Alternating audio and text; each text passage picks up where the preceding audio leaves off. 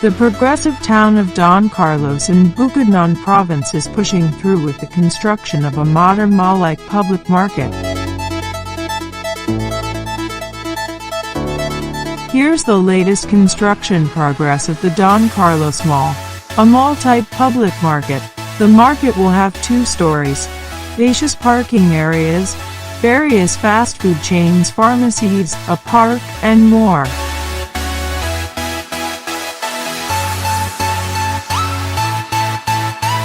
In May 20, 2021, the Land Bank of the Philippines personnel visited the situation of 2-story mall-type building, which is located at the central part of the municipality.